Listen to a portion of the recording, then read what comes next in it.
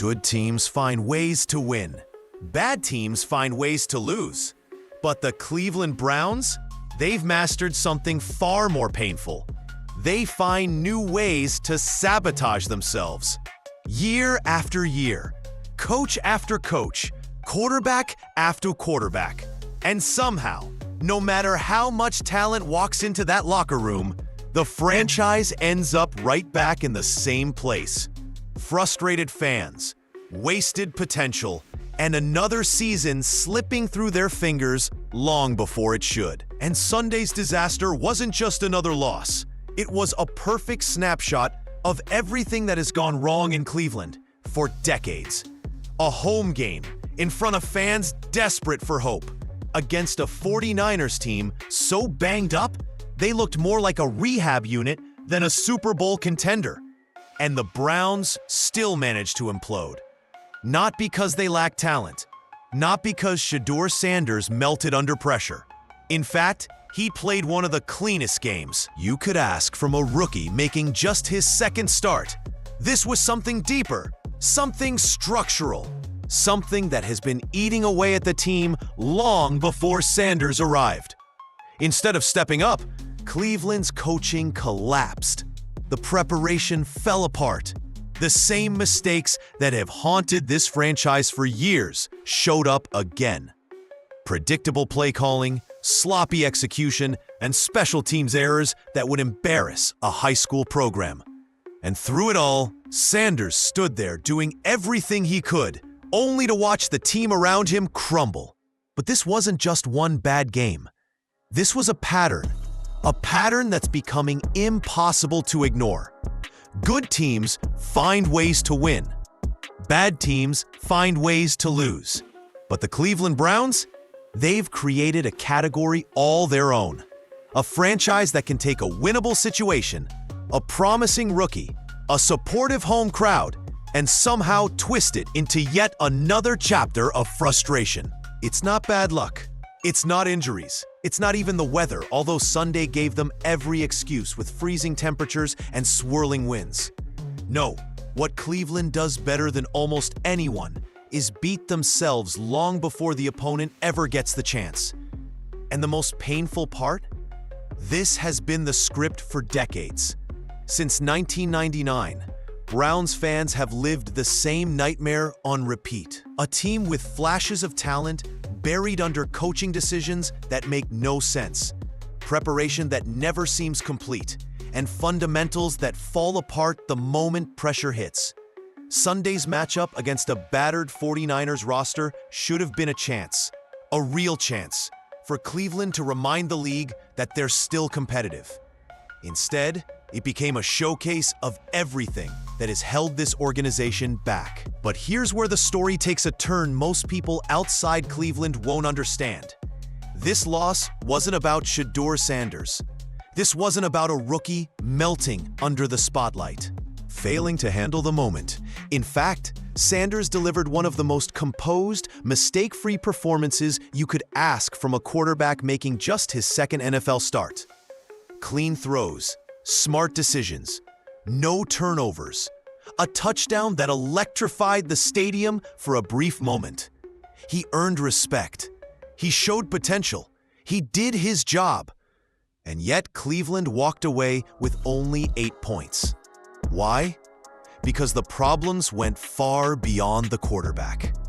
The offensive line couldn't protect. The play calling lacked creativity.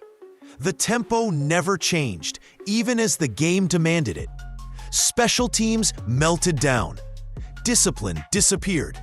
Every weakness the Browns have tried to hide over the past few years came roaring back in one brutal afternoon. And Sanders became the unfortunate passenger on a sinking ship he didn't build. This wasn't a loss. It was a warning. A reminder that unless something changes at the top, even the most promising quarterback can get swallowed whole by the same cycle that doomed 42 others before him. Before anyone points fingers at the rookie, let's get something straight. Shedeur Sanders did not lose this game. In fact, he played the type of game coaches beg their young quarterbacks to deliver. Smart, efficient, controlled and turnover-free. The numbers don't lie. Sanders went 16 of 25 for 149 yards, threw a clean touchdown, protected the football, and walked away with a quarterback rating of 93.6. For a rookie making just his second career start, in freezing conditions with gusting winds ripping across the field, that performance wasn't just solid, it was impressive. And yet, Cleveland scored only 8 points. How does that happen? How does a quarterback who avoids mistakes, reads the field well, and capitalizes when opportunities appear still end up trapped in an offense that barely shows signs of life? The answer is simple: because everything around Sanders crumbled the moment the ball left his hands. The protection broke down. The play calling boxed him into corner after corner. Drives stalled because the team couldn't execute the basics. And instead of adapting, the coaching staff doubled down on predictable sequences that left Sanders fighting uphill on nearly every possession. What makes this even more frustrating is that Sanders gave Cleveland exactly what fans have been begging for: a chance. A quarterback who wasn't reckless, a quarterback who didn't panic, a quarterback who refused to hand the game away. In a league where rookies often struggle with decision-making, Sanders showed poise far beyond his experience. He didn't try to force deep shots into coverage. He didn't put his defense in bad spots.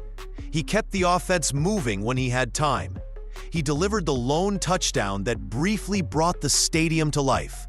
And still, somehow Cleveland's offense produced almost nothing. The problem wasn't Sanders, it was everything orbiting around him. The receivers couldn't consistently separate. The offensive line acted like a revolving door. The run game couldn't establish rhythm. And the coaching staff seemed to be calling plays as if they had an entirely different roster on the field. Sanders did his job. He gave them a platform to compete.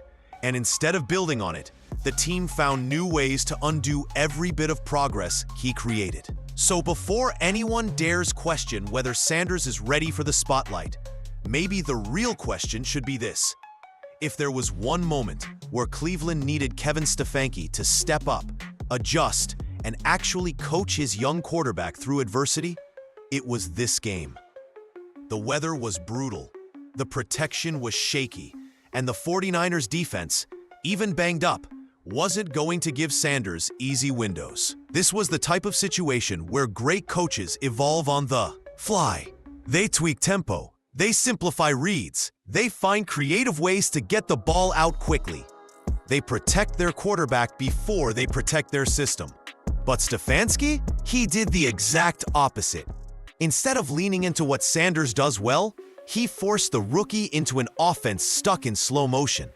Sanders thrived at Colorado when the pace increased, when the offense moved fast, when defenses didn't have time to settle, when quick passes neutralized pressure. That tempo was a weapon. It was a core part of his identity as a quarterback. And yet on Sunday, Stefanski practically threw that weapon away. Rather than speeding up the offense to help a struggling line, he slowed it down. Rather than calling quick-hitting slants, outs, and screens to get Sanders comfortable, he dialed up long developing plays that required perfect blocking, something Cleveland wasn't even close to providing. The result? Sanders was consistently thrown into third and long situations because first and second down calls set him up to fail. This wasn't creative play calling. This wasn't adaptation.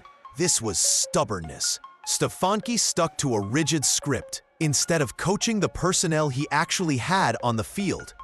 And when you refuse to adapt, you force your quarterback to survive chaos instead of solve it.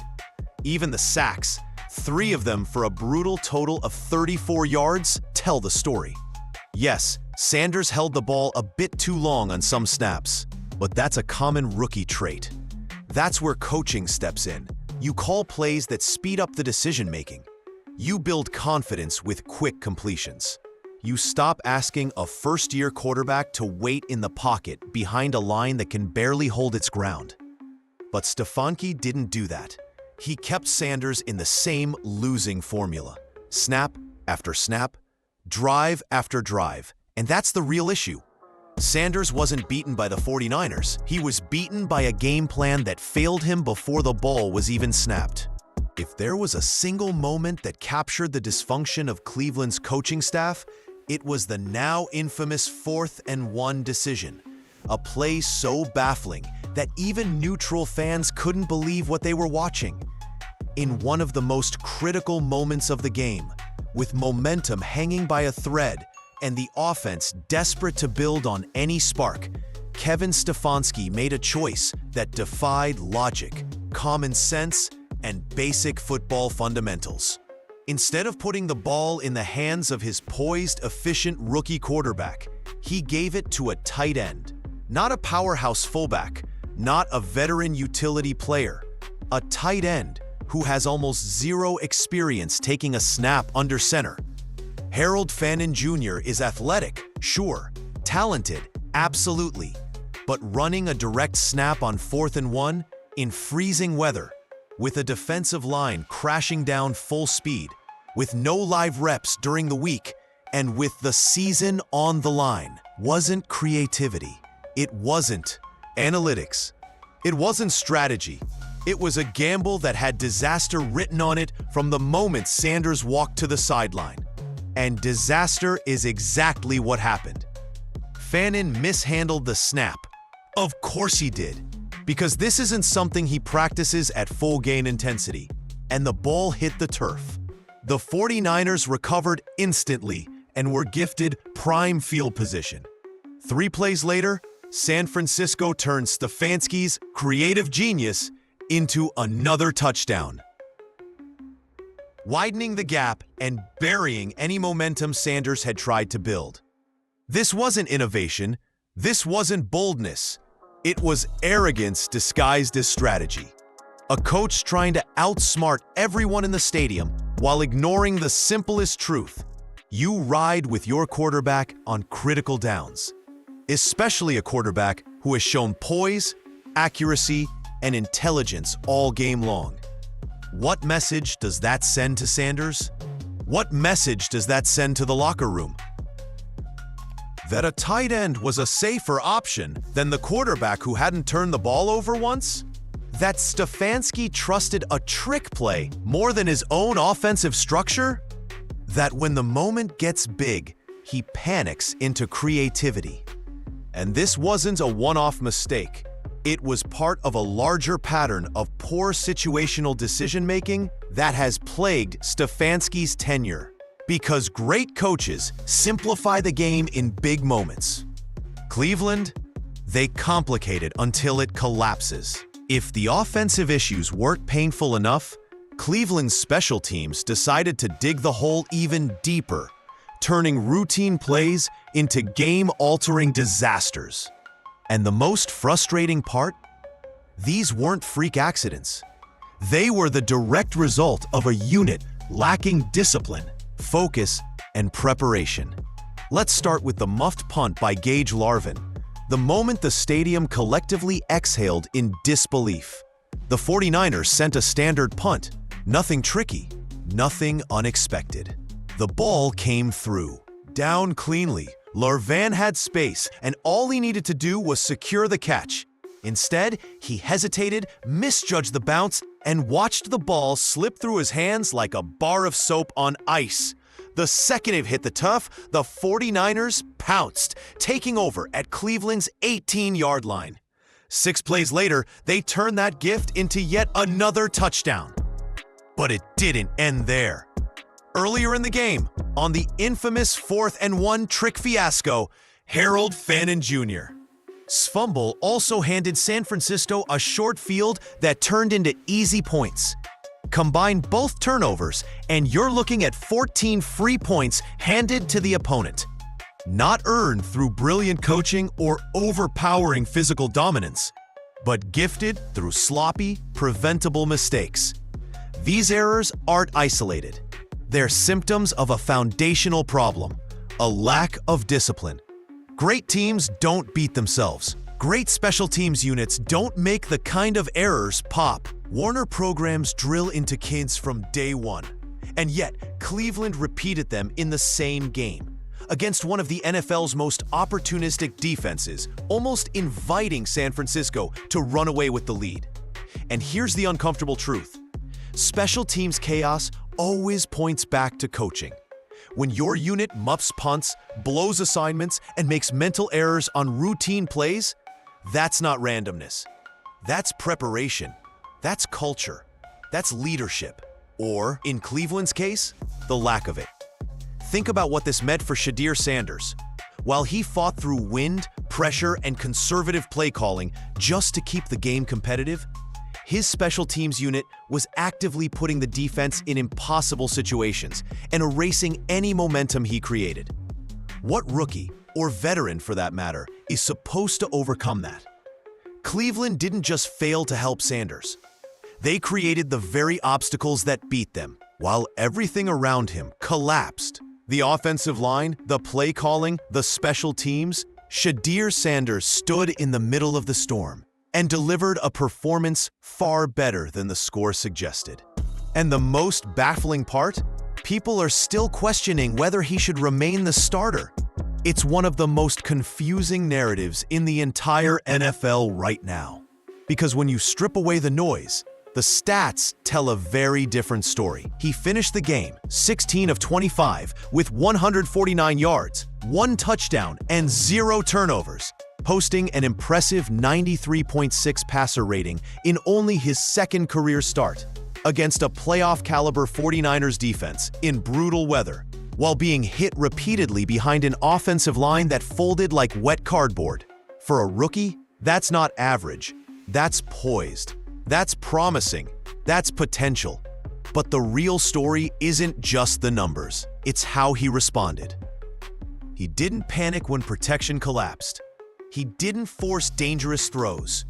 He didn't let the muffed punts, stalled drives, or bad field position rattle him. And right before halftime, he uncorked a gorgeous 34-yard touchdown to Harold Fannin Jr., placing the ball in a window only elite quarterbacks attempt, let alone hit. Contrast that with what Cleveland fans endured earlier in the season. Dillon Gabriel had 6 games, 6, and never looked comfortable. His reads were slower, his pocket presence shakier, and the offense lacked rhythm. Yet with Sanders, even in chaos, you could see flashes of crisp decision-making, toughness, and leadership. And that's the issue. This wasn't a quarterback problem. It was a support problem. How is any rookie supposed to thrive when he's put in third and long situations repeatedly, running an offense with no tempo, no adjustments, and no creativity, operating behind one of the league's worst-performing offensive lines that day, watching special teams give away points like gift baskets, and still, he kept Cleveland afloat? The conversation shouldn't be, is Sanders the right starter? It should be, how much better would he look with a competent system behind him? Sanders didn't lose this game. He survived it, with composure that many veterans fail to show under similar circumstances. If Cleveland doesn't realize what they have, they risk letting another promising talent slip through their fingers, something this franchise has done far too many times. If this game revealed anything, it's that Kevin Stefanski's issues aren't isolated moments of bad judgment. They're part of a long-standing pattern that keeps dragging Cleveland back into mediocrity. Sunday wasn't just a bad day at the office. It was the latest chapter in a recurring story of predictable schemes, stubborn decision-making, and an inability to adjust when things start going sideways. Stefanski entered Cleveland as the offensive mastermind, the guy who was supposed to innovate, adapt, and elevate the talent around him. But year after year, the same problems appear. Conservative play calling, refusal to adjust in real time, and a reliance on game plans that crumble the moment defenses punch back. Against the 49ers, this was clearer than ever. When the offensive line was getting bullied, Stefanski didn't speed up the tempo or incorporate quick throws, even though Sanders excelled at that tempo in college. When the run game stalled, he didn't pivot to a short passing game. Instead, he kept dialing up long developing plays behind an O-line that couldn't block a breeze. It wasn't strategy, it was stubbornness. And this isn't new. He had Baker Mayfield, a quarterback who played his best in high-tempo, rhythm-based schemes.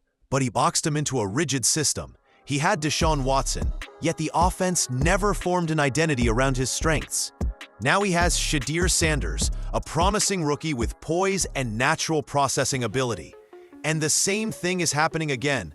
The system isn't adapting to the quarterback. The quarterback is being forced to adapt to a flawed system. That's how good talent gets wasted. Even beyond the offense, Stefanski's teams consistently struggle with discipline. The penalties, mental errors, sloppy execution, and special teams breakdowns are never random. They reveal something deeper, a lack of accountability, a lack of urgency, and a culture that doesn't fix the small things before they become big things. And that's where Cleveland fans are reaching their breaking point. They're not mad at losing. They've endured that for decades. They're mad at watching the same mistakes repeat themselves year after year, no matter who the quarterback is or how much talent the roster has. They're mad that every season feels like deja vu, as if the team hits an invisible ceiling created not by opponents, but by its own sideline. This franchise doesn't need perfection. It needs evolution, something Stefanski hasn't shown in far too long. When you strip away the frustration, the turnovers, the sloppy execution, and the predictable play calling, you're left with one unavoidable truth. The Cleveland Browns aren't losing because they lack talent. They're losing because they lack direction. And Sunday's performance against the 49ers exposed that more clearly than anything else this season. Shedeur Sanders walked into an almost impossible situation. A rookie making his second career start, facing a playoff-caliber defense behind an offensive line that couldn't protect him, with receivers struggling to separate, and a special teams unit that seemed determined to hand the opponent free points. Yet he still kept the Browns competitive longer than anyone had a right to expect. He didn't panic, didn't force throws, didn't get reckless. He played like someone who understands the moment, even when the coaching staff didn't. But here's where the real issue lies. Cleveland doesn't have a quarterback problem. It has a leadership problem. Successful teams build around their young quarterbacks. They adapt their schemes, protect them, simplify when needed, and trust them when it matters. Instead, Sanders was asked to survive, not succeed. Every third and long, every blown protection, every stalled drive was a reminder that the structure around him is cracked at the foundation. A rookie shouldn't have to elevate a broken system. The system should elevate him. Meanwhile, fans are left watching the same movie they've been forced to sit through for decades. A roster with potential dragged down by unimaginative play calling, questionable fourth down decisions, and a lack of discipline that always shows up at the worst possible time. The muffed punts, the fumbles, the blown assignments, these aren't isolated mistakes.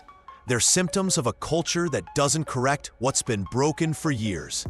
And that's why the conversation about Sanders' future shouldn't even be a debate. He's not holding the team back. He's the one thing keeping it afloat. The real question Cleveland has to answer isn't whether Sanders should start. It's whether Kevin Stefanski should still be the man leading him. Because if nothing changes, the Browns risk wasting another promising young quarterback, the same way they've wasted so many before him. And this time, the fan base may not be willing to forgive it. When the final whistle blew on Sunday, the scoreboard didn't just show another loss. It revealed a franchise standing at a crossroads. One it has arrived at far too many times in the last 2 decades. The Browns didn't just get outplayed by San Francisco, they were outprepared, outdisciplined, and outcoached. And while the roster has its flaws, none of those flaws are as damaging as the leadership gap that keeps holding this team back. What makes this loss sting even more is that Cleveland does have a piece worth building around. In just 2 starts, Shedeur Sanders has shown the kind of calm, precision, and football IQ that rookie quarterbacks aren't supposed to have yet. He protects the ball. He makes smart reads. He doesn't crumble when the pocket collapses. He plays like someone who could become the long-term answer if the organization doesn't sabotage him first. Because that's the danger now. The Browns have lived this cycle before. A young quarterback flashes potential, fans get hopeful, and then the system fails him. Bad protection, predictable play calling, lack of adjustments, and a coaching staff that reacts instead of anticipates. It's the same pattern that haunted Mayfield, Watson, and others who walked through those locker room doors. And unless something changes, Sanders is next in line. This team can't afford that. Not anymore. Cleveland isn't losing because its rookie quarterback isn't ready. It's losing because its infrastructure isn't ready for him. The penalties, the special teams blunders, the stalled drives in enemy territory, these are coaching issues, not talent issues. These are the signs of a team that isn't being prepared with urgency or discipline. And that lack of structure is why the fan base feels like they're reliving the same nightmare season after season. So where do the Browns go from here? They have two choices. They can keep letting Kevin Stefanski run the same conservative, predictable system that caps their potential and wastes their young talent. Or they can acknowledge what's becoming obvious. If they want Sanders to develop into the franchise quarterback he's capable of becoming, they need leadership that actually knows how to develop him. Sunday's loss was more than a blowout. It was a warning shot. Cleveland has a future worth believing in, but only if they stop letting the past dictate who leads it.